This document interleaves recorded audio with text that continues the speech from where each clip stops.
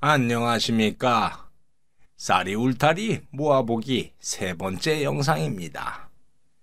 이번 영상에서는 지난 7, 8, 9 세 편을 한 편으로 모아봤습니다. 그럼 세 편 연속 잘 감상하시기 바랍니다.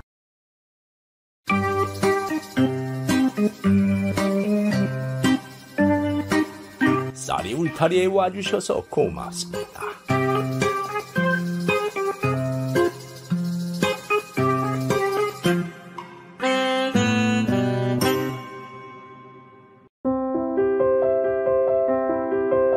이번 이야기는 자식에게 재산을 다 물려준 노인 부부에 대한 이야기입니다.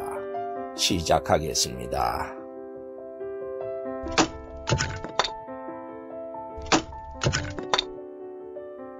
옛날 어느 산골에 가난한 농부 부부가 살았습니다. 그런데 혼인한 지 세월이 흘러도 자식이 생기지 않았습니다. 아내는 아이가 생기지 않는 원인이 자신 때문인 것 같아서 남편에게 괜히 죄를 지은 것 같았지요. 여보, 제가 못나서 아이가 안 생기는 것 같아요. 미안해요. 그게 무슨 말이오?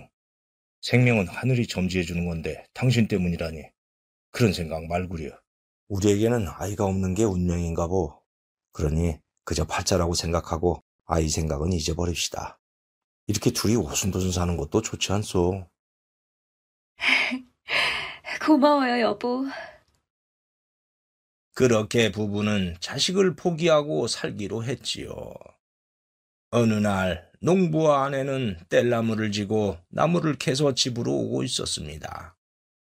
헌데 어떤 거지 차림의 노부부가 고을 안악에게 구걸을 하는 것이 보였습니다. 에이, 미안합니다만 사흘을 굶었습니다. 남는 밥이라도 좀 있으면 주십시오. 아유, 영감님. 우리 먹을 것도 없어요.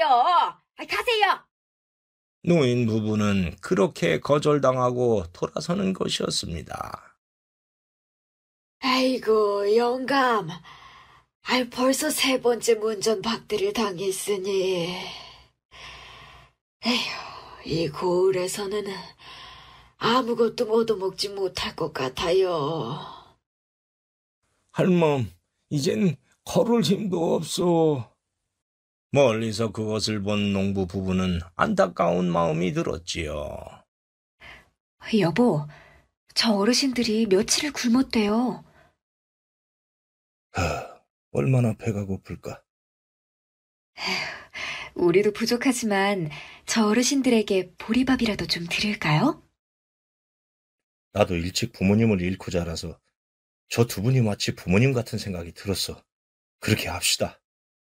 그래서 농부 부부는 두 어르신에게 다가갔습니다. 저 어르신, 괜찮으시다면 저희 집에 있는 보리밥이라도 드릴 테니 저희 집으로 가시면 어떨지요? 어휴, 그게 정말이요? 아이고, 이렇게 고마울 수가. 그렇게 해서 두 노인은 농부의 집으로 갔습니다. 두 노인은 농부의 아내가 차려준 밥을 맛있게 먹었습니다. 잘 먹었다. 며칠 만에 먹어보는 밥이라 아주 꿀맛이었어. 나도 맛있어서 입으로 들어가는지 어디로 들어가는지 모르게 먹었어요. 저희도 가난한 살림이라 된장국밖에 못 드렸는데 맛있게 드셨다니 다행입니다. 거지가 된 후에 이렇게 배부르게 먹어본 건 처음이요. 어르신, 어쩌다가 구걸을 하게 되었는지요? 노부부는 농부의 말에 회한이 서리는 듯 잠시 침묵하더니 입을 여는 것이었습니다. 우리는 원래 부자였다오. 헌데 혼례를 올리고 몇 년 동안 아이가 생기지 않는 것이었소. 그래서 온갖 정성을 들이니 드디어 두 아들이 태어났다오. 그렇게 귀하게 생긴 자식이라 오냐 하면서 키웠더니 둘 다 버릇없이 자랐지요. 어쨌든 두 아들이 나이가 들어서 혼인을 시켜주었어요. 그러면서 각자 살 집도 사주고 남은 재산도 다 털어서 두 아들에게 물려주었지요. 그리고 우리는 큰아들 집에서 함께 살았습니다. 헌데 큰아들이 얼마나 구박을 하고 못 뛰게 구는지 도저히 그 집에서 살 수가 없어가지고 큰아들 집을 나와가지고 작은아들 집으로 갔죠. 그런데 작은아들마저 박대를 해가지고 이렇게 거지가 되어 떠들고 있는 거라오. 그 이야기를 들은 농부 부부는 두 노인의 처지가 불쌍해서 마음이 아파왔습니다. 그래서 부부는 뒷마당으로 가서 이야기를 했습니다. 여보, 저 두 분이 떠나면 굶다가 오래 살지 못할 것 같아요. 아마도 그럴 거요. 여보, 우리에겐 자식도 없어서 적적하니 저 두 분을 부모님으로 모시고 살면 어떻겠소? 저도 그런 생각을 했어요. 잠시나마 친정부모님 생각이 많이 났어요. 함께 살아요. 그래서 농부 부부는 노인들에게 와서 부모님처럼 같이 살면 어떻겠냐고 말했습니다. 그 말을 들은 두 노인은 깜짝 놀라는 것이었습니다. 아니, 우리와 함께 살자고요? 아이고, 세상에 이렇게 고마울 수가. 아유, 고맙긴요. 저희도 아이가 없어서 적적한데 부모님이 생기니 오히려 저희가 감사드릴 일이죠. 살다 보니 이렇게 좋은 일이 있구먼. 그렇게 해서 두 노인은 그날부터 농부 부부의 양부모가 되어서 함께 살게 되었고 가난한 살림이었지만은 모두 행복한 나날을 보냈지요. 그렇게 시간은 갔는데 그러던 어느 날 농부 부부는 일하러 나갔고 노인이 집에 있는데 어느 짐꾼이 지나가다가 갈증이 났는지 물을 얻어먹게 되었습니다. 그 물맛 참 좋다. 고맙습니다, 영감님. 어디 먼 길을 가시나 보우? 저희 대감마님의 따님이 한양에 참판대감 아들과 혼례를 하게 돼가 미리 선물을 드리러 가고 있는 중입니다. 그러자 노인이 등짐을 가리키며 말했지요. 이게 그 선물이요? 만지지 마소. 여기 아주 귀한 황금 거북이가 들어있습니다. 그래요? 난 그 황금 거북이보다 더 비싼 보물이 있다오. 예? 이렇게 초라한 집에 사시는데 그래 비싼 보물을 갖고 있다고 해. 아무렴 그래서 아주 소중한 곳에 보관하고 있지. 그리고 짐꾼이 떠난 후 두 노인은 웃으며 대화를 나누었지요. 아니, 영감, 우리에게 그리 비싼 게 어디 있다고 그러시오? 우리를 거두어준 이 부부가 우리에겐 최고로 비싼 보물 아니오. 아, 맞아요. 듣고 보니 그러네요. 그 비싼 걸 함부로 할 순 없지. 그래서 아주 소중한 이 가슴에 보관하고 있지.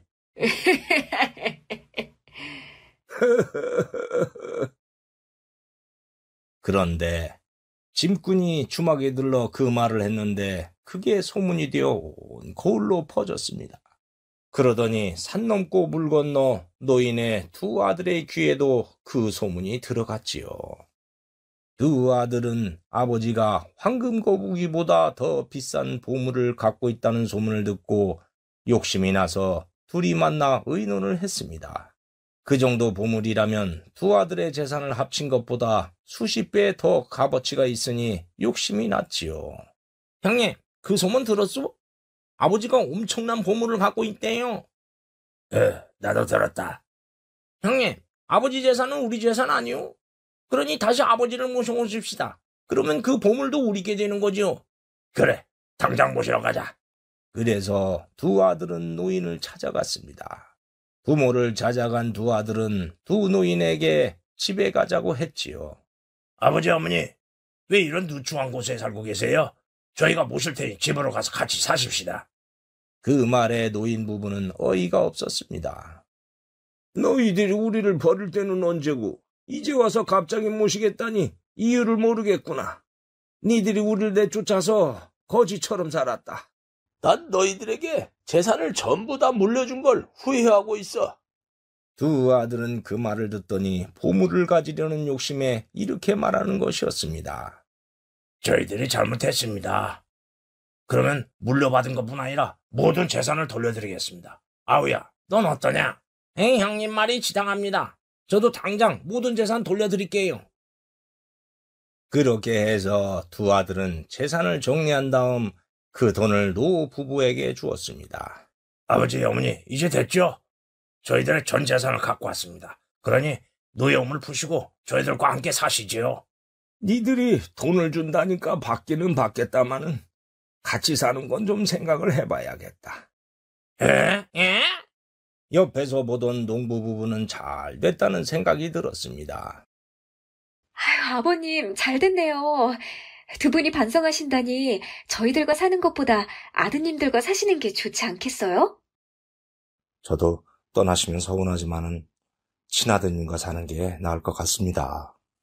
니들 생각이 정 그렇다면 알았다. 할멈, 얘들 집으로 갑시다. 예. 두 노인이 가려고 하자 큰아들이 놀라며 말했습니다. 아니, 보물은 안 갖고 가세요? 에이, 보물? 무슨 보물? 아니, 소문에 들으니까 황금 거북이보다 더 비싼 보물을 아주 소중한 곳에 보관하고 계시다면서요? 아, 그 보물? 그건 거지로 다니던 우리를 부모님으로 모시고 있는 이 부부를 말하는 것이었어. 우리에겐 이보다 더 비싼 보물이 없거든. 맞아요. 그래서 우린 이 부부를 가슴속에 소중히 보관하고 있단다. 에? 그 말을 들은 형제는 기절할 듯이 놀랐습니다. 그리고 속았다면서 도로 들인 돈을 달라고 소리를 쳤습니다. 아버지, 저희를 속였으니까 이 돈들은 다시 가져가겠습니다. 네? 아니, 다시 갖고 가겠다고? 아니, 줄 때는 언제고 다시 가져가겠다는 게야? 가짜 보물을 갖고 있다고 했으니까 속인 거죠. 돌아주세요. 그렇게 다투는데 지나가던 이방이 그 광경을 보고 왜 그러는지 물어봤습니다. 그리고 내용을 듣더니 사또에게 가서 누구의 말이 맞는지 물어보자고 했고 노인과 두 아들은 관하로 갔지요. 두 아들과 노인은 관하로 가서 모든 일을 말했습니다. 사또는 그동안의 얘기를 듣고 대노해서 말했습니다. 두 아들은 듣거라. 네 이놈들, 부모님을 쫓아낸 것도 모자라서 보물을 가지려고 재산을 돌려주더니 보물이 없으니까 이제는 돌려달라니 네 놈들이 사람이냐? 이 천하의 불효막심한 놈들, 너희들은 죽을 때까지 그 죄를 뉘우쳐도 모자라겠다. 여봐라, 저 두 놈의 남은 재산을 다 몰수하고 곤장 20대씩 쳐서 쫓아내라. 예. 사또 살려주세요. 아이고, 사또 용서해 주십시오. 그렇게 사또의 엄한 판결로 두 아들은 남은 재산마저 몰수당해서 거지가 되어버렸습니다. 그렇게 해서 두 노인은 돌려받은 재산으로 농부 부부와 함께 행복하게 살았다고 합니다. 그 세월이 흘렀고 어느 날 과거에 물을 얻어먹었던 짐꾼이 다시 들러서 물을 얻어 마셨습니다. 영감님, 이번에도 물을 주셔서 잘 먹었습니다. 이 집 물맛이 너무 맛이 좋아가지고 한양에서 내려가는 길에 또 들렀다 아닙니까? 잘 먹었다니 나도 기분이 좋소. 그런데 고을 주막에 들렀다가 영감님과 두 아들에게 있었던 이야기를 들으십니다. 그랬소? 그러고 강가를 지나가는데 거적으로 된 움막이 하나 있는 게 아닙니까? 그럼 그 안에서 사람이 흐느끼는 소리가 나대, 예. 그래요? 그래서 슬쩍 움막을 들여다보니까네 영감님의 두 아들이 거지가 돼가 비참해져갖고 울고 있었습니다. 예, 며칠을 못 먹었다면서만 신세 타령을 하면서 울고 있었습니다. 그래 가만히 보니까네 제가 보기에는 며칠 내로 죽을지도 모르겠던데, 예? 예? 그래요?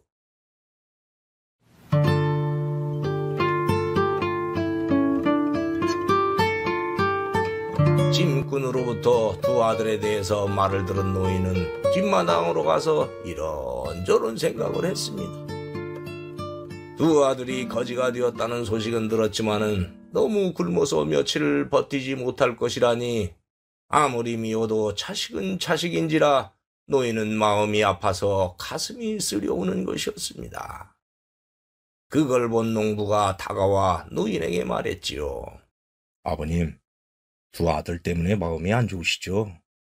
아니다. 아버님 마음 제가 다 압니다. 솔직하게 말씀해 주세요. 모두 내가 오냐 하면서 키워서 그렇게 된 게 자식은 엄하게 키워야 사람이 된다는 말이 틀린 말이 아니더구나. 다 내가 잘못해서 일어난 일이지. 어쨌든 비록 미웠던 자식들이었지만은 저렇게 거지로 산다니까 마음이 안 좋구나. 10손가락 깨물어서 아프지 않은 손가락이 어디 있겠냐. 아무리 미워도 자식은 자식이지. 이해합니다. 그러면 아버님이 받은 재산의 일부를 아드님들에게 줘서 초가집에서라도 살게 하는 건 어떻습니까? 정말 그래도 되겠느냐? 아이, 그럼요. 어차피 그 재산은 아버님 것이지 제 것이 아니잖아요. 아니다. 이 재산은 아들인 네 건데 이해해줘서 고맙다. 그리고 며칠이 지났습니다. 노인은 두 아들에게 줄 돈을 준비해서 짐꾼에게 주며 부탁을 했습니다. 이보시오. 예, 영감님. 내 부탁 좀 들어주려. 뭔데? 아까 아들들이 굶고 있다는 말을 듣고 마음이 참 안 좋았소. 그래서 하는 말인데 두 아들놈들이 초가집하고 작은 밭대기라도 장만할 돈을 줄 테니 전해주시려우. 심부름값은 주겠소. 그래, 지가 생각해봐도 잘 생각했습니다. 아무리 미운 자식이라도 부모 마음은 다 안 갖겠습니까? 알겠습니다만 전해주지. 예. 어이구, 고맙소. 지도 자식이 있는데 이해 못하겠습니까? 심부름값은 됐습니다. 그럼 전해주러 갈게. 예. 그렇게 해서 아버지는 짐꾼에게 돈을 주었고 짐꾼은 그 돈을 들고 가서 두 아들들에게 던져주었습니다. 이거 받아서. 아니, 이건 돈 아니요? 이걸 왜 우리한테 주는 거요? 당신들 아버지가 보낸 겁니다. 당신들이 굶고 있다는 말을 듣더니 그래도 자식이라 하면서 이 돈을 전해주라고 해서 갖고 왔습니다. 그럼 난 갑니다. 짐꾼으로부터 아버지의 뜻을 알게 된 아들들은 비로소 반성의 눈물을 흘리며 통곡을 했습니다.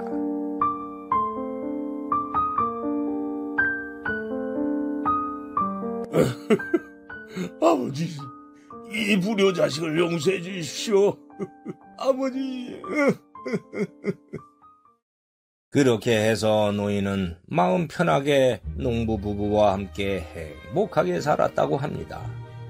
역시 사랑은 내리 사랑인가 봅니다.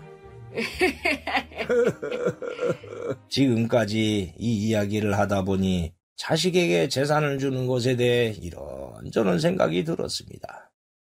자식을 사랑하지 않는 부모가 어디 있겠습니까마는 자식에게 모든 재산을 물려주면 홀대를 당할 수가 있습니다. 그러니 적당히 물려주고 내 재산은 죽을 때까지 꼭 쥐고 있어야 한다는 생각이 듭니다. 그래야 무슨 날이 되면 찾아오고 전화라도 한 통 더 오지 않겠습니까? 매정한 것 같지만은 그게 오늘의 세상을 사는 노인들의 지혜가 아닌가 합니다. 오늘 이야기 여기에서 마치겠습니다. 감사합니다. 이번 이야기는 할멈 떠난 후에 만난 할멈에 대한 이야기입니다. 그럼 시작하겠습니다. 옛날 어느 고을에 박시성을 가진 노인이 살고 있었습니다. 박노인은 자식들을 모두 혼인시키고 아내와 함께 살았는데 5년 전에 마누라가 그만 세상을 떠나 홀로 살고 있지요. 노인은 가죽신을 만드는 갓바치였는데 조선시대 갓바치는 백정처럼 제일 천한 직업이었습니다. 그럼에도 천직이라고 생각하며 집신도 만들어 장터에서 팔아 생계를 이어갔습니다. 박 노인이 오늘 또 장터에 집신과 가죽실을 갖고 와서 팔고 있네요. 노인은 마누라가 떠난 후에 외롭게 살다 보니 마음의 문을 닫게 되었고 성격이 거칠어졌습니다. 영감님, 좌판을 저희 가게 쪽으로 넘어와서 펼치니까 손님이 안 오잖아요. 저쪽으로 가서 좀 하세요. 아니 뭐? 아니 내가 자네 가게를 얼마나 막았다고 그래? 가게 좀 있다고 텃세 부리는 거야 뭐야? 아니 자리세도 안 받고 노점 상자를 주면은 고맙게 생각해야지. 왜 자꾸 가게까지 침범하는 거예요? 이 길이 자네 거야? 자네가 언제 자리를 줬다고 그래? 여기는 내가 알아서 앉은 자리야. 내가 자리 잡으면 다 내 자리야. 뭐요? 아휴, 내가 말을 말아야지. 가게 주인은 화가 났지만 안으로 들어가 버렸고 그때 정시성을 가진 노부인이 왔습니다. 이보시오. 왜요? 거기 그 가죽신은 얼마예요? 그러면서 정씨 부인이 품에서 복주머니를 꺼내 그 안에 있는 동전을 꺼내려고 했습니다. 세냥 주시오. 에? 한 냥이면 되지 세 냥이나 해요. 아이고, 비싸기도 하네. 아이 비싸면 안 사면 될 거 아니야. 댁내 말고도 가죽신 살 사람이 많으니 비싸면 가시오. 아니, 왜 소리를 지르고 그래요? 댁내가 첫 손님으로 와서 비싸다느니 어쩌느니 하니 그러는 거 아니요? 나는 이 가죽신 만들려면 열흘이 걸려요. 목수도 일당이 20만 원인데 기술직인 내가 열흘이나 일해놓고 목수 일당보다 못한 한 양에 팔란 말이요? 에이 아침부터 재수없게. 아니 뭐요? 재수가 없다니 나곤. 그렇게 둘이 다투었고 부인이 가버렸습니다. 그런데 노인이 보니까 아까 부인이 꺼냈던 복주머니가 바닥에 떨어져 있는 것이 아니겠습니까? 노인이 복주머니를 주워서 안을 봤지요. 그런데 달랑 동전이 한 푼밖에 없었습니다. 아니, 한 양도 아니고 한 푼이야? 한 푼 갖고 가죽신을 사려고 했던 거야? 할머니 정신이 있는 거야, 뭐야? 에이. 그리고 다시 복주머니를 보니 구리반지 한 개가 나왔습니다. 에이? 이건 뭐요? 구리반지가 있네? 구리반지는 비록 비싼 것은 아니었지만은 노인은 그 반지를 보는 순간 마누라와 혼인할 때가 생각났습니다. 그때 금반지를 해주고 싶었지만은 가난한 살림이라 구리반지를 해줄 수밖에 없었던 아픈 추억이 떠올랐지요. 그래서 노인은 조금 전에 떠난 부인의 구리반지에 어떤 사연이 있는 것이라고 생각되어서 복주머니를 돌려주려고 사방을 두리번거렸지만 부인이 보이지 않았습니다. 에이? 벌써 어디로 간 게야? 이거 소중한 추억이 있는 것 같은데 이거 어떡하지? 에이 그놈의 할망구 아침부터 속썩이네. 노인은 부인을 찾아서 장터를 돌아다녔지만 찾지 못해서 지나가던 안악에게 물었습니다. 실례하오. 혹시 이쪽에서 나이 든 할머니 보지 못했소? 아니요. 왜 그러시는데요? 그 할머니가 이 주머니를 떨어뜨리고 가서 그래요. 어? 그 복주머니는 우리 고을에 사는 정씨 할머니 것 같은데요? 정씨 할머니요? 예. 우리 고을은 달래골인데 정씨 할머니는 강가에 버드나무가 있는 집에서 아들 부부와 살아요. 아휴, 근데 영감님이 돌아가신 뒤 치매에 걸렸죠. 에이? 치매라고? 그래서 아들이 못 나가게 하는데 나갔나 보네요. 아이고, 이걸 어쩌나. 노인은 부인이 치매라는 것을 알고 걱정이 되어 더 찾아봤지요. 그렇게 되자 상황이 어떻게 되었는가 하면은 정씨 부인! 부인! 어디 있어? 노인이 장터 골목을 가며 부인을 찾는데 멀리서 부인이 어느 집 굴뚝을 껴안고 몸을 떨고 있는 게 아닙니까? 에이? 저기 있구만! 부인! 노인이 부인을 보고 다가가는데 부인은 그 사이에 치매 상태가 되어서 노인을 돌아가신 영감으로 생각하는 것이었습니다. 예? 영감! 아이고, 영감! 내가 얼마나 찾았는데 이제 왔어. 그 말에 노인은 당황했습니다. 아니 부인, 난 부인의 영감이 아니오. 난 갓밭이라고. 영감, 난 영감에게 서운한 게 있었다오. 노인은 부인이 치매 상태라는 것을 알았지만은 부인의 말에 그만 끌려들어가 말을 주고받았습니다.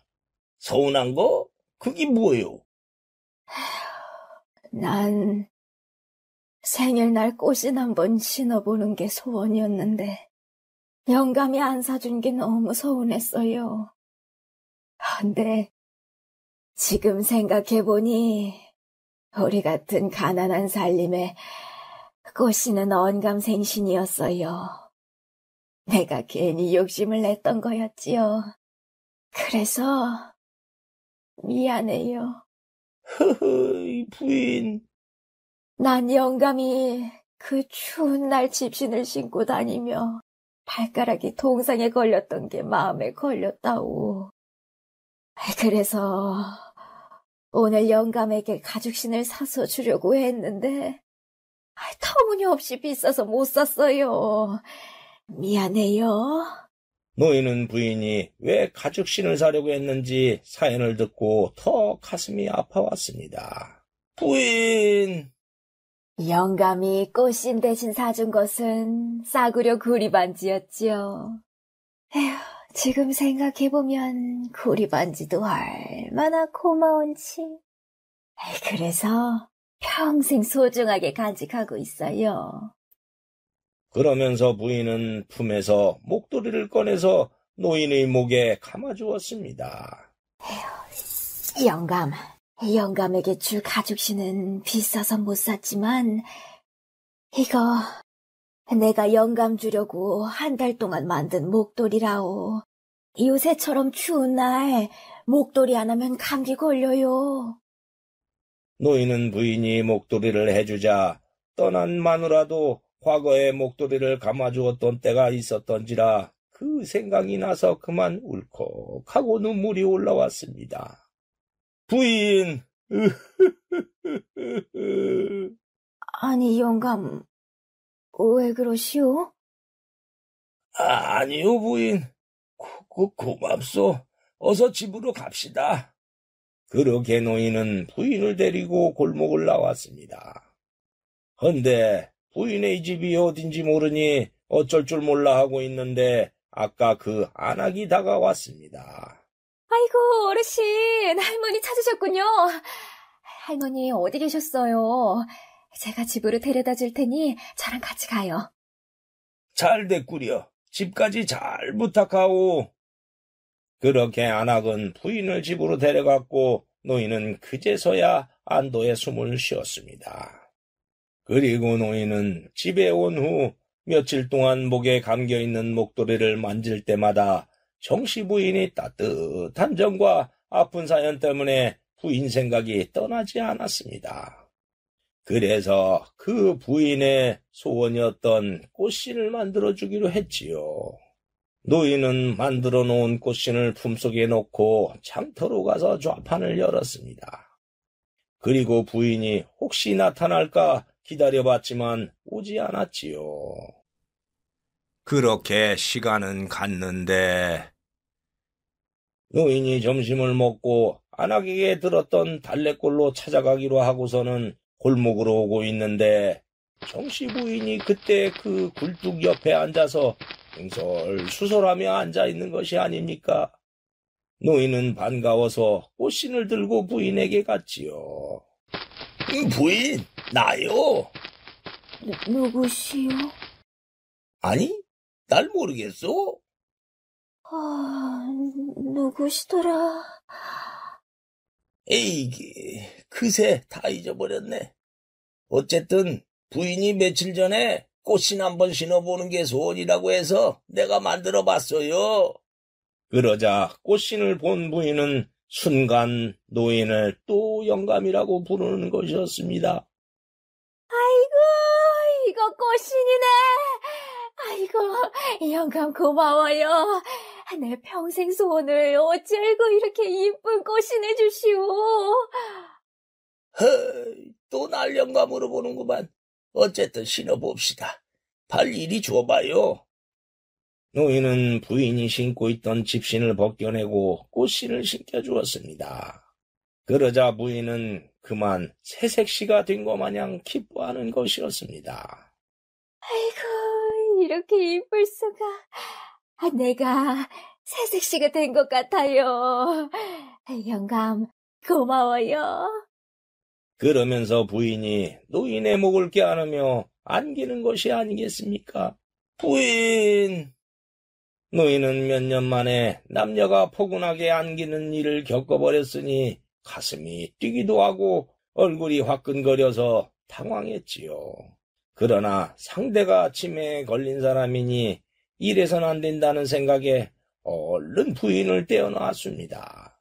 그러자 이번에는 부인이 배가 고프다고 했습니다.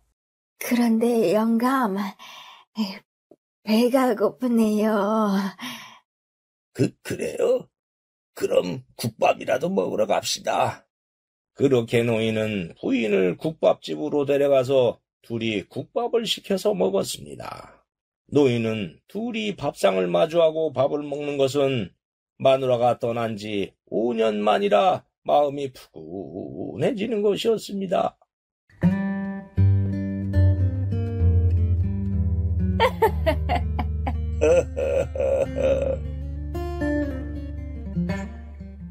어쨌든 두 사람은 국밥을 맛있게 먹었고 노인은 부인의 손을 잡고 달래골에 버드나무가 있는 집을 찾아가서 며느리에게 데려다주고 돌아왔습니다. 그렇게 집으로 온 노인은 부인이 더 생각났습니다.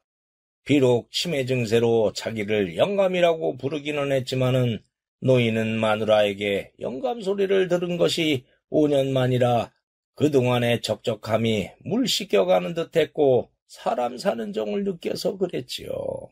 그래서 장터에서 장사를 하면서도 자꾸 그 부인이 오던 쪽을 보는 것이었습니다.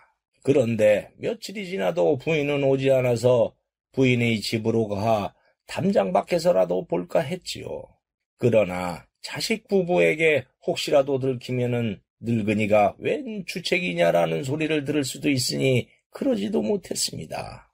그래서 노인은 그 짧은 시간의 인연은 끝났구나 하며 잊으려고 했습니다.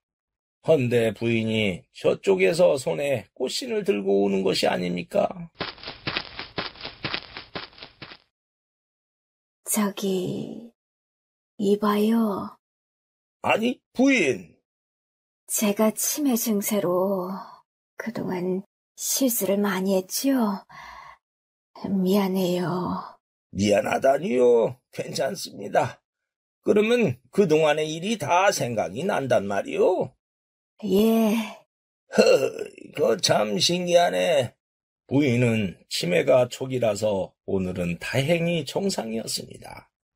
부인은 그동안 노인과 있었던 일을 기억했고 아들에게 들었던 말도 있어서 노인을 찾아왔던 것이었습니다.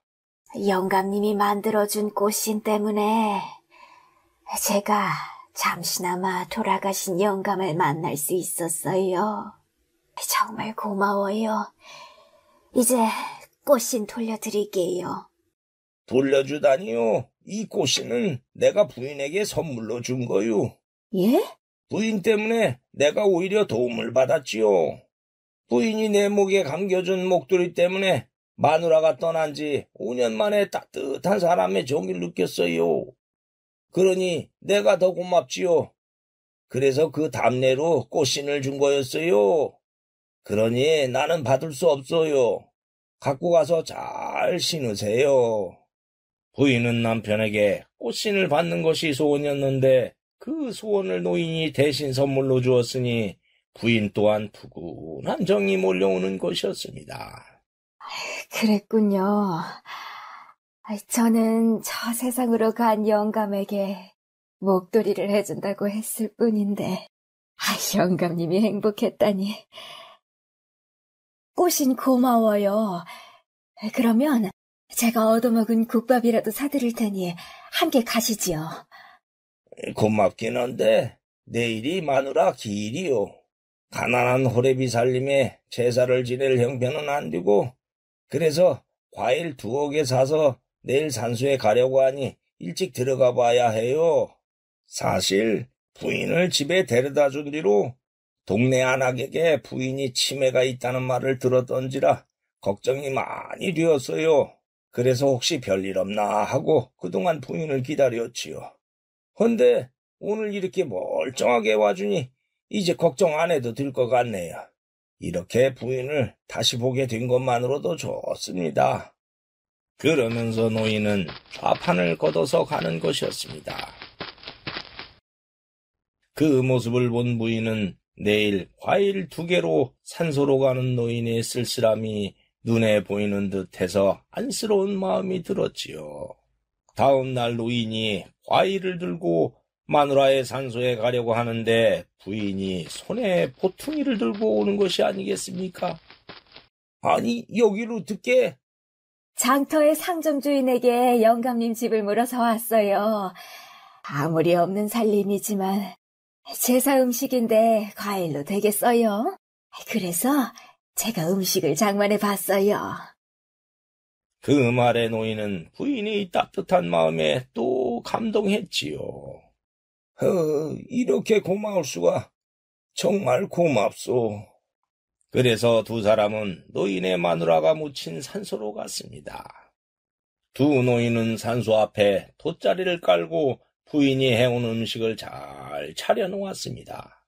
그리고 노인은 마누라의 산소에 있는 차풀을 뜯어주며 말했습니다. 임자, 나왔소. 임자가 떠난 지 벌써 5년이 갔구려. 나도 어서 임자 따라가야 하는데 목숨이 왜 이리 질긴지 모르겠소. 부인은 노인의 한탄을 뒤에서 들으며 자신도 배우자를 잃은 입장이라 가슴이 짠해져 왔습니다. 노인이 산소에 풀을 정리하고 나서 2 사람은 가져온 막걸리 몇 잔과 음식을 나누어 먹었습니다. 그러다가 노인이 갑자기 조용해지는 것이 아니겠습니까? 부인이 왜 그러냐고 묻자 노인이 말했습니다. 마누라가 떠나고 외롭게 오랫동안 살아오다가 이렇게 누군가 만들어 온 음식과 막걸리도 마시니 사는 것 같아서 그렇소. 에이그, 그 마음 다 알지요. 나도 그랬는걸요. 내가 늙어서 주책이요. 그러면서 노인은 눈물이 흘러나오는 것 같았습니다. 그래서 눈물을 보이지 않으려고 이렇게 말했지요. 목이 왜 이렇게 마르나? 개울에 가서 호리병에 물을 좀 받아올 테니 기다리시오.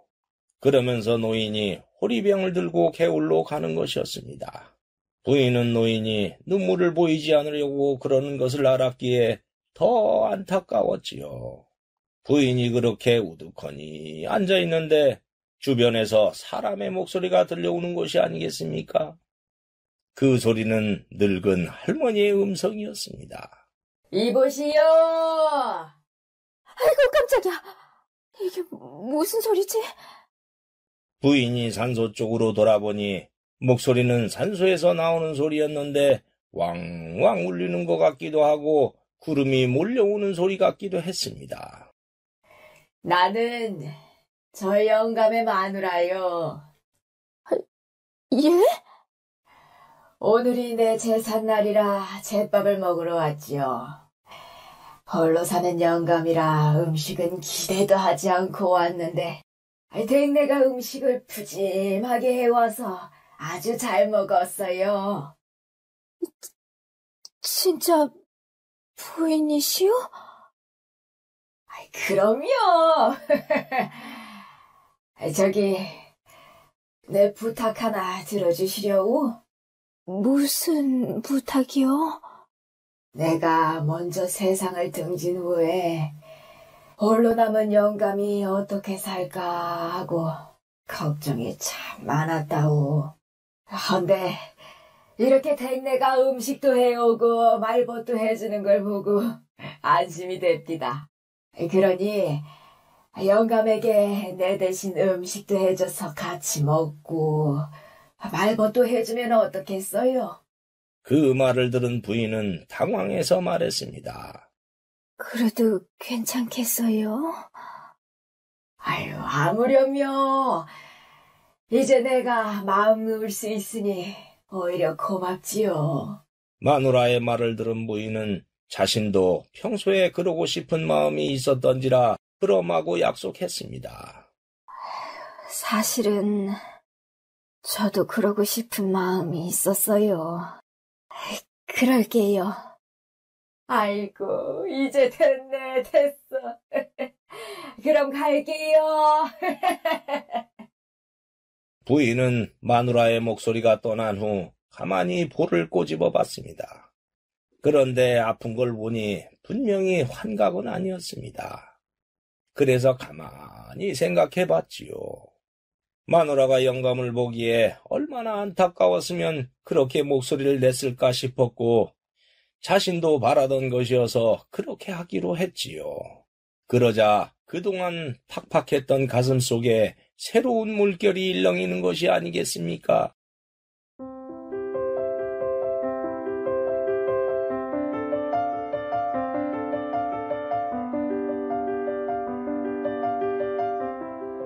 그 후 부인은 시간이 될 때마다 음식을 해서 집과 장터에 자주 왔고 둘이 음식을 먹으며 오순도순 보내곤 했습니다. 영감님, 이거 전이랑 나물 해왔어요. 밥이랑 드셔봐요. 어휴, 부추전이 이렇게 마실 수가 있나? 나물도 맛있고. 음식 준비하느라고 고생했어. 고생은 뭘요? 어여 드세요. 둘이 그렇게 함께 있다가 파장을 할 때가 되자 부인이 먼저 집에 갔습니다. 그 모습을 가게 주인이 흐뭇하게 보면서 말했습니다. 어르신, 저 할머니와 함께 있으니까 보기 아주 좋습니다. 그런가? 나도 저 부인이 있어서 사는 맛이 나네. 그런데 요즘은 저희 가게 입구를 막지 않으시는데 무슨 이유가 있나요? 내가 그동안 자네뿐 아니라 다른 사람들하고도 퉁명스럽게 말하고 다투고 그랬지. 왜 그랬는지 가만히 생각해봤네. 그리고 이유를 알았지. 마누라가 떠난 후에 외롭게 살다 보니 성질이 예민해져서 그렇게 변했던 거요. 근데 저 부인을 만난 이후로 사는 낙이 생기니까 모든 사람이 다정해 보이는 게요. 그러니 자네뿐 아니라 다른 사람들과 다툴 이유도 없어진 게지. 그래서 사람들에게 심통 부린 것을 많이 반성하고 다시는 그러지 않기로 다짐했네. 아하, 그랬군요. 그동안 심통맞게 굴어서 미안하네. 아닙니다. 할머니와 오래오래 행복하세요. 고맙네. 그렇게 노인은 가게 주인뿐 아니라 상인들과도 다정하게 지냈지요. 그러다 보니 온 세상이 따뜻하고 포근하게 느껴져서 모두 그 부인 덕이라는 생각이 들어 더욱더 잘해줘야겠다는 생각이 들었습니다. 그리고 부인은 노인이 집에서 신발을 만들 때면 집으로 찾아와 함께 지내곤 했습니다. 그러다가 가끔은 부인의 치매가 오는 일도 있었지요. 그럴 때면 부인은 노인을 남편으로 착각하는 것이었습니다.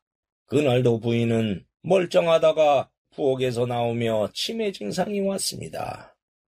아니, 영감. 어디 갔다가 지금 왔어요. 에이? 영감이라고요? 당신이 이렇게 옆에 있을 줄은 꿈에도 몰랐어요. 이제 다시는 떠나지 말아요. 부인은 그러면서 노인의 두 손을 꼭 쥐는 것이었습니다. 노인은 부인의 치매가 다시 온 것을 알고 당황했지만은 생각해보니 비록 치매 상태이긴 했지만은 부인은 남편을 다시 만난 기쁨 속에 있으니 그것도 나쁜 것만은 아니라는 생각이 들었습니다. 거기에다가 남편으로 불러주니 자신이 진짜 남편이 된 듯한 생각이 들어 흐뭇하기까지 했습니다. 그래서 부인을 꼭 안아줬지요. 그래, 마누라. 내가 남편이요, 남편. 다시는 당신 곁을 떠나지 않을 테니 절대 걱정하지 말구려. 아이, 그거 진짜지요? 아이고, 좋아라. 그렇게 두 노인은 행복한 시간을 보내곤 했지요. 그리고 며칠이 지났습니다. 그런데 어쩐 일인지 부인이 며칠 동안 오지 않는 것이었습니다. 노인은 부인이 치매 때문에 혹시나 무슨 사고가 나지 않았을까 하는 걱정으로 일이 손에 잡히지 않는 것이었습니다. 그래서 걱정이 된 노인은 아들 집을 찾아갔지요. 아들 집에 도착한 다음 담장 밖에서 보니 마당에서 아들과 며느리가 부인을 구박하는 것이 아니겠습니까? 아이, 어머니, 너 그 영감님 만나러 가는 거야? 밖에 나갔다가 치매 가둬지면 어쩔 그래요? 내가 그래서 무슨 사고를 쳤냐? 난 다른 사람 만나면 안 되냐? 아이고, 나 미치겠네. 어머니, 늙어갖고 웬 주책이에요. 어머니 때문에 아주 창피해서 얼굴을 못 들고 다니겠어요. 어머님이 그 영감님에게 이것저것 갖다줘서 우리 집 살림 다 거덜나겠어요. 대체 왜 그러세요? 여보, 안 되겠어요. 어머님을 방에 가둬야겠어요. 그럴 수밖에 없지 뭐. 어머니, 한 번만 더 집을 나가면 방에 가둘 테니 그리 하세요. 뭐? 날 가둔다고? 그럼 살림은 살림대로 거덜내고 동네 창피한테 놔두라고요? 놔두다니. 내가 물건이냐? 그러지 마라. 나도 사람이다. 아이고.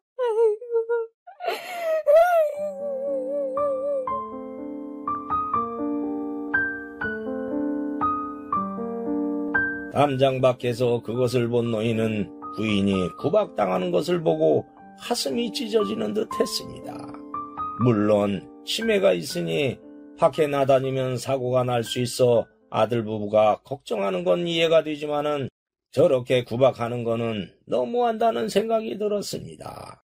그래서 그만 화가 불쑥 치밀어 마당으로 들어갔지요. 어이, 이보게. 누구세요? 아이고, 영감님.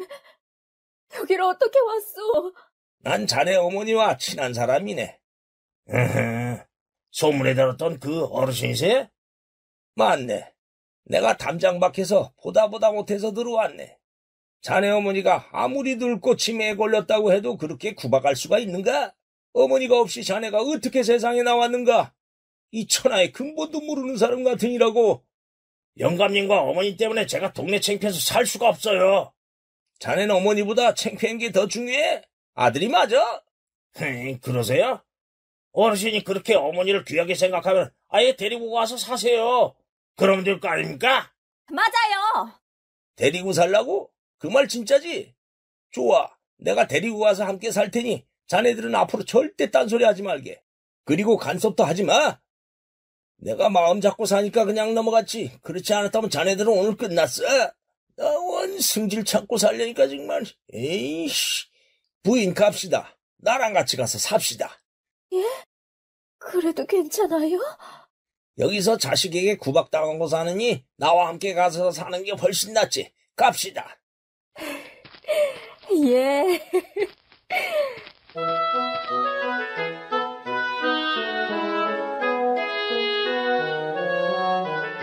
그렇게 뜻밖의 상황으로 노인은 부인을 데리고 집으로 갔습니다. 집으로 온 두 사람은 그날부터 부부로 살았습니다.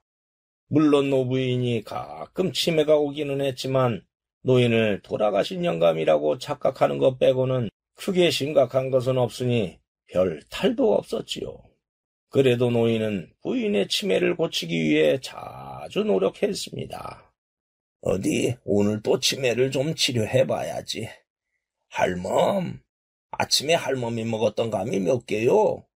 4개 아니요? 아니 4개라고? 허허, 2개 먹었는데 4개란 말이야? 에? 2개였어요? 아휴, 2개면 어떻고 3개면 어때요? 난 영감이 따준 것을 먹은 것만으로도 행복해요. 에이? 허이, 큰일이구먼. 언제 치매가 나으려나. 그렇게 두 사람은 오순도순 행복하게 살았다고 합니다. 그 후 두 사람이 오래 장수하며 살았는지 아닌지는 모르지만은 사는 동안은 행복했으니 축복 아니겠습니까? 오늘 이야기 여기에서 마치겠습니다. 감사합니다. 이번 이야기는 떠돌이 처녀와 동침한 스님에 대한 이야기입니다. 그럼 시작하겠습니다.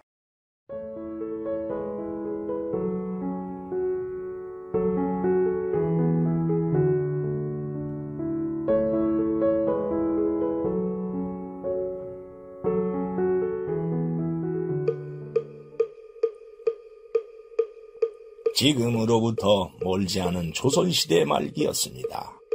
중청남도 서산에 있는 어느 암자에 늙은 노스님이 홀로 살고 있었는데 젊은 스님이 새로 와서 노스님을 모시는 상좌 스님으로 함께 살았습니다.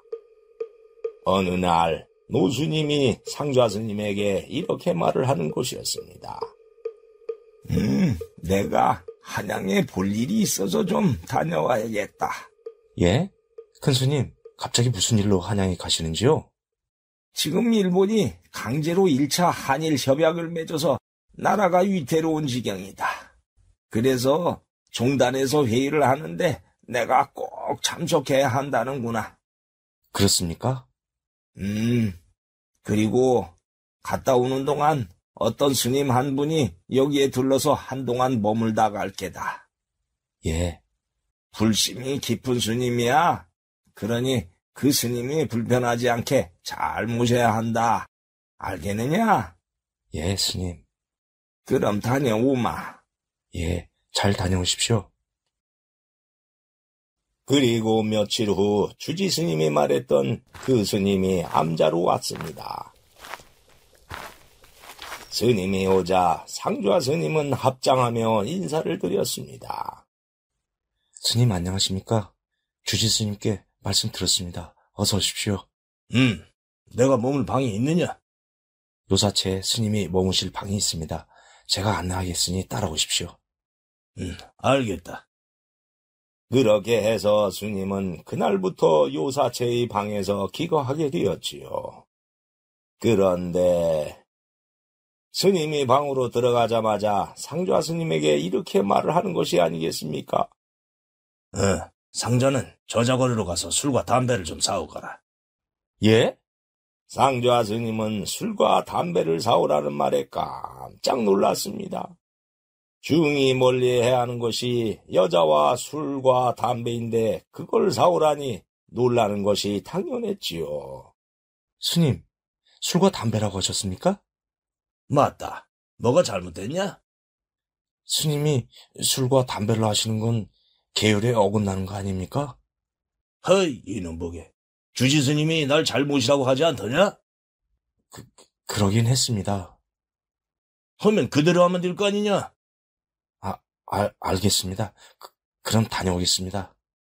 상좌 스님은 화가 났지만 주지 스님이 잘 모셔야 한다는 말을 했으니 어쩔 수 없이 고을에 저자거리로 갔지요. 오자마자 뭐? 술, 담배를 달라고? 나하면 별 땡출 다 받네. 그리고 술과 담배를 사와서 스님의 방 안에 넣어주었습니다. 그리고 잠시 후 방 안에서 스님의 목소리가 들려왔습니다. 어이, 술맛 좋다. 저런 세상에, 뭐 저런 중이 다 있어? 에이, 땡추 같으니라고. 상좌 스님은 그날부터 그 스님을 타락한 중이라는 뜻으로 땡추라고 불렀습니다. 그렇게 상좌 스님이 술과 담배를 넣어주는데 땡추가 이번에는 고기를 넣어달라고 하는 것이 아니겠습니까? 상자 있느냐? 예, 스님. 안주 없이 깡술을 먹으니까 술맛이 안 난다. 고기로 만든 전이나 삼겹살이 있으면 구워서 갖고 와봐라. 안주로 먹고 싶구나. 예? 고기를 드시겠다고요? 헤이, 이놈이 귀가 먹었나? 그러면 네 다리 삶아 먹으래? 아닙니다. 알겠습니다. 땡추가 이번에는 고기 안주를 갖고 오라니 상좌 스님은 기가 막혔습니다. 그러나 주지 스님의 당부가 떠올라서 상좌 스님은 이번에도 어쩔 수 없이 고기 안주를 구해서 방에 넣어주었고 땡추는 술과 함께 맛있게 먹는 것이었습니다. 그렇게 며칠이 지났습니다. 땡추는 방 안에서 그렇게 술을 마시다가도 가끔 외출을 했습니다. 그런데 어느 날 웬일인지 그날부터는 아예 방 안에 틀어박혀서 나오지도 않고 상좌에게 더 독한 술을 가져오라고 했습니다. 이놈아, 이게 술이냐 물이냐? 에이, 싱거워서 못 먹겠다. 술 중에서도 아주 독한 40도 이상 되는 것으로 갖고 와라. 그리고 몸부신 좀 해야겠다. 살이 통통하게 찐 닭에다가 온갖 보약을 넣은 다음에 백숙을 해서 가져와라. 예? 이번엔 백숙을요? 그 말에 상좌는 기가 찼지만은 이번에도 시키는 대로 했지요. 그렇게 매일 상좌는 독한 술과 고기를 방 안에 넣어주었고 땡추는 두문불출하며 방 안에서 술과 고기를 먹고 담배를 피우는 것이었습니다.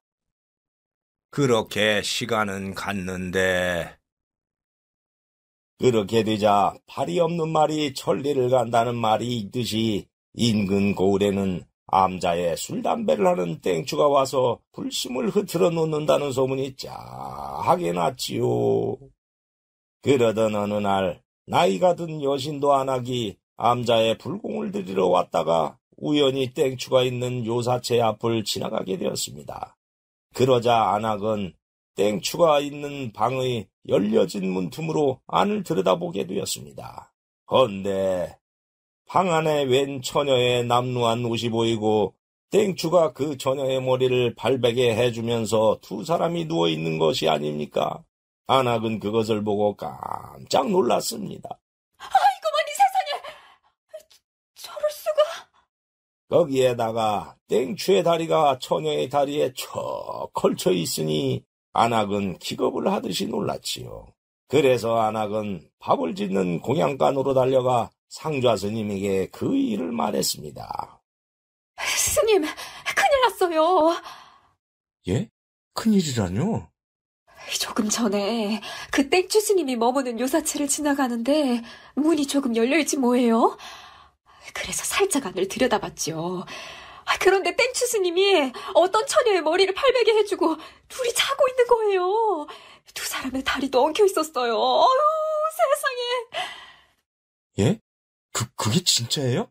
진짜예요. 저의 이 두 눈으로 봤어요. 헌데 그 처녀의 옷이 거지 같았어요. 안악의 말에 상좌 스님은 충격을 받으며 놀랐습니다. 이제는 저 땡추가 여자까지? 거기다가 거지 처녀를?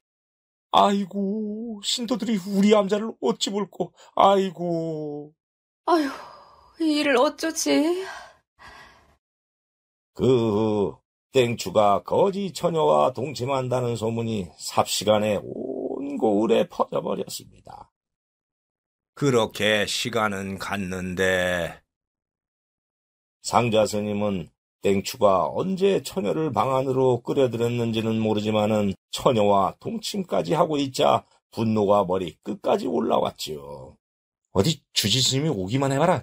당장 내쫓으라고 할 테니까. 그리고 그렇게 날짜가 한참 지났습니다. 그날도 상자는 땡추가 갖고 오라는 독한 술과 백숙을 방에 넣어준 후에 몰래 문틈을 살짝 열고 안을 들여다봤습니다. 헌데 이게 웬일일까요? 방 안에서 땡추가 헝겊에 소주를 묻혀서 거지 처녀의 얼굴을 닦아주고 있는 게 아닙니까? 거기다가 처녀는 한센병에 걸려 얼굴이 짓물러서 흉측하게 일그러져 있었고 손가락도 떨어져 나가 있었습니다. 상좌 스님은 그 광경을 보고 깜짝 놀랐습니다. 저 처녀는 문둥이잖아? 상좌 스님이 놀라는데 땡추가 이번에는 닭다리를 뜯어서 처녀 입에 넣어주는 것이었습니다. 독한 소주로 소독을 했으니 좋아질 게다. 그리고 네 병은 잘 먹어야 낫는다. 몸에 영양분이 넉넉해야 몸도 낫는 게요. 어서 이 닭다리를 뜯어라. 스님, 고맙습니다. 그리고 땡추는 닭백숙을 먹는 처녀에게 반주를 권하고 처녀가 마신 술잔으로 자기도 한 잔 마시는 것이 아닙니까? 술잔이 하나밖에 없으니 나도 네가 마신 술잔으로 한 잔 해야겠구나. 그 술맛 좋다. 그 광경을 본 상자스님은 깜짝 놀랐습니다. 아니, 문둥이가 마신 술잔으로 자기도 마시다니? 처녀는 술잔을 주고받는 땡추에게 물었습니다. 스님, 저는 문둥이인데 이렇게 해도 괜찮으세요? 돼지의 눈에는 돼지가 보이고 부처의 눈에는 부처가 보인단다. 내 눈에는 네가 부처님으로 보이는구나. 부처님이 마신 술잔을 내가 마시는데 그거야말로 영광스러운 일 아니냐?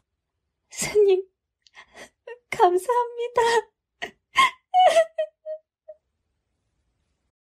그리고 시간이 흘러 처녀가 적당히 취하자 꾸벅꾸벅 조는 것이었습니다. 스님, 졸려요. 그래, 내가 발베개를 해줄 테니 나를 오라버니나 아버지라고 생각하고 편안히 자거라. 그저 병은 편안히 푹 쉬어야 낫는다. 어서 자거라. 예, 스님. 고맙습니다. 그러더니 땡추는 누워서 처녀에게 발베개를 해주었고 처녀는 마치 고향집 아버지의 품에 안긴 듯한 행복한 표정으로 잠이 들었고 땡추도 코를 골며 자는 것이었습니다. 그 광경을 보던 상자 스님은 그제서야 방 한쪽에 거지 처녀의 집신이 한 켤레 있는 것이 보였습니다. 처녀의 집신이 문 밖에 있으면 소문이 날 것이고 그러면 처녀는 또 쫓겨날 것이 분명하니 처녀의 집신을 방 안에 숨겨놓았던 것입니다. 방 안의 모든 것을 본 상자는 충격을 받으며 놀랐습니다. 땡추가 그동안 달라고 했던 독한 술은 한센병에 걸린 처녀를 소독해주려고 했던 것이고 백숙은 처녀를 몸보신시켜주려고 했다는 것을 알았지요.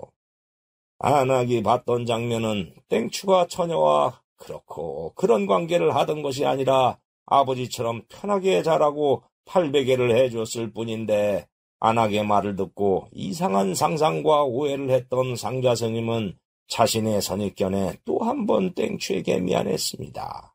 더구나 한센병은 가까이 하면 전염이 될 수도 있기 때문에 누구도 가까이 하지 않는 병인데 땡추는 처녀가 마신 술잔을 자기 입에 대고 마시며 함께 먹고 자고 했으니 상자 스님은 그 희생에 감동을 받으며 그동안 오해를 했던 것이 죄송스러워 고개가 숙여졌습니다. 상좌 스님은 마치 살아있는 보살을 보는 듯 했지요. 스님, 저는 그것도 모르고 그만 스님을 오해했습니다. 스님, 죄송합니다. 그래서 상좌 스님은 그날부터 몸에 원기를 복돋워주는 약재를 구해서 각종 몸보신할 것들과 함께 찌거나 삶아서 방에 넣어주었습니다. 물론 소독을 잘하라고 더 독한 술도 함께 넣어주었지요. 그렇게 날짜가 한참 지난 후에 땡추는 상자에게 넉넉하게 여비를 달라고 했습니다.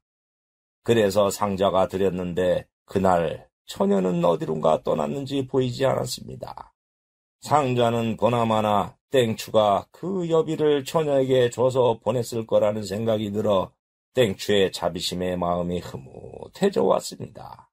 어느 날 상좌 스님은 장터로 물건을 사러 거울 앞을 지나가게 되었는데 우물가에서 안악들이 처녀에 대해서 하는 말을 듣게 되었습니다. 뭐? 한 달 전에 땡추가 그 처녀를 데리고 가는 걸 봤었다고? 그렇다니까. 한 달 전에 그 처녀가 거지골로 이 동네에 흘러들어왔는데 아이들이 욕을 하면서 돌을 막 던지더라고. 눈은 쏟아지는데 아이들에게 돌까지 맞으니 나도 그걸 보면서 저러다 저 처녀가 맞아 죽거나 얼어 죽겠다 싶었는데 그때 그 땡추가 지나가다가 그 처녀를 데리고 어디론가 가더라니까. 그래? 아이고, 난 그것도 모르고 땡추 스님의 방 안에 처녀가 있길래 오해를 했지. 아휴, 이걸 어쩌나. 아이고, 스님 용서하세요. 상좌 스님은 두 안악이 하는 말을 듣고 땡추가 어떤 일로 거지 처녀를 남자로 데려왔는지 알았지요. 상황을 알게 된 상좌 스님은 땡추에게 또 감동하며 암자로 왔는데 땡추가 떠날 채비를 하는 것이 아니겠습니까? 스님, 어디 가시게요? 이 암자에서 실컷 쉬었으니 이제 떠나야지. 예? 떠나신다고요? 중은 한 곳에 오래 머물면은 정이 생기고 집착이 생겨서 안 된다. 이번엔 남쪽으로 떠나볼까? 상좌 스님은 땡추가 떠난다고 하니까 그동안에 오해를 했던 것이 죄송해서 이렇게 말을 했지요. 스님은 처녀에게 자비를 베풀고 보시를 하였는데 저는 땡추라고 욕했습니다.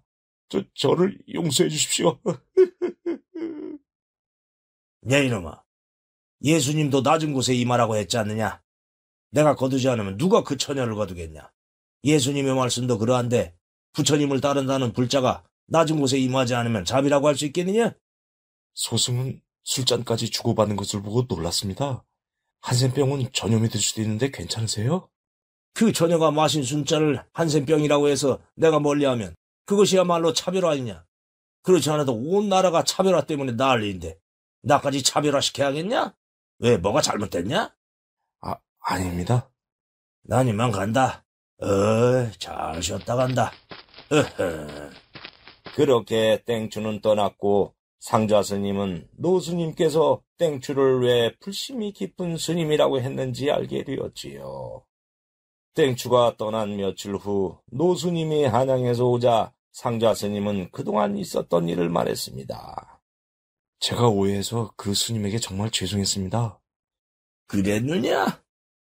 그 스님 법명이 궁금합니다. 경허다. 예? 그분이 경허 스님이라고요? 상좌 스님은 경허라는 이름을 듣고 깜짝 놀랐습니다. 그 당시에 경허 스님은 조선에서 참선으로 최고의 경지에 오른 선승이라고 들었기 때문이었습니다. 그분이 경허 스님이라니 놀랬습니다.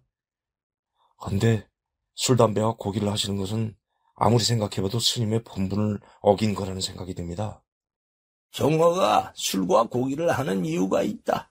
예? 지금은 조선을 일본이 집어삼켜서 나라가 위태로운 상태 아니냐?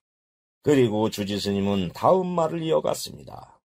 때는 일제가 1차 한일협약으로 조선을 삼키고 조선을 지탱해온 정신을 없애려고 혈안이 되었을 때였습니다. 그래서 조선의 선불교를 일본의 불교로 바꾸려고 조선 불교를 총독부 관할로 해버리고 조선의 위대한 선승들을 없애려고 했지요. 그래서 최고의 선승이라 불리던 경허를 어떻게든 트집을 잡으려고 했습니다. 그래서 경호는 일제의 감시로부터 벗어나려고 일부러 술, 담배를 하면서 타락한 땡추 흉내를 내고 다니는 거요. 나 이렇게 참선도 안 하는 땡추니까 신경 꺼라. 이 뜻이란 말이다, 이놈아. 경허는 이 암자에서 어렸을 때부터 삼위승으로 살기 시작했어. 나중에 크게 깨우친 후에 이 암자를 떠나 팔도강산에 절을 옮겨 다니며 수도하는 중이다. 상좌 스님은 그 말을 듣고 경허 스님의 행동을 또 이해하게 되었습니다. 그 후 경허 스님은 그 처녀와 함께 있어서 그랬는지 피부에 부스럼병이 생겨서 고생했는데 그러거나 말거나 개의치 않고 살다가 어느 날 조선에서 사라졌다고 합니다. 그리고 훗날 제자들이 경허 스님에 대해서 들은 소문은 다음과 같았습니다. 경허 스님은 우리나라를 되찾는 일은 문맹을 퇴치하고 배우는 것이라고 생각하고 스님 신분을 버린 채 일제의 감시가 소홀한 북방의 어느 고을로 갔다고 합니다. 그곳에서 스님은 이름도 바꾸고 아이들을 가르치는 훈장으로 살다가 그곳에서 숨을 거두었다는 것이었습니다.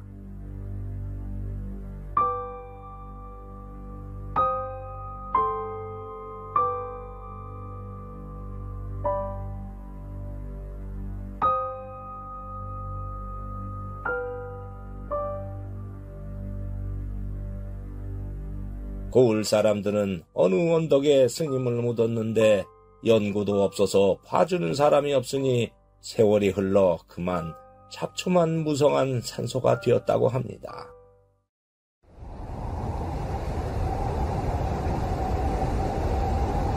그리고 폭설이 쏟아지는 어느 겨울날 비구니 스님 한 분이 다 무너져가는 경어의 산소에 나타났습니다. 스님, 저 왔어요. 스님 덕분에 저의 병이 나아서 이렇게 불자가 되었습니다. 그래서 이렇게 인사드리러 찾아왔는데 스님이 한 줄 물게 되셨다니요. 스님.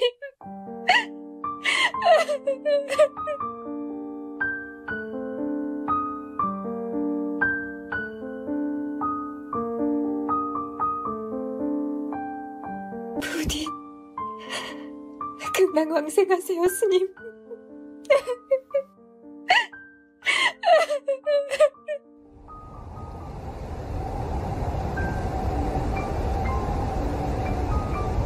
경어 스님의 헌신으로 그 거지 처녀는 한센병이 나았고 그 후 비구니가 되어서 남은 일생을 불자로 살았다고 전해지고 있습니다. 지금도 충청남도 서산시에는 그때 경어 스님이 머물렀던 천장암이 있는데 현재는 천장사로 이름이 바뀌었고 천장사에는 경어 스님의 이야기가 전해지고 있다고 합니다. 그 중에 한센병 전야에 관한 것뿐 아니라 경어 스님의 여러 가지 전설 같은 이야기가 전해져서 많은 사람들에게 감동을 준다고 합니다. 오늘 이야기 여기에서 마치겠습니다. 감사합니다. 구독과 좋아요를 누르면 다음에 영상이 새로 만들어졌을 때 먼저 보실 수 있습니다.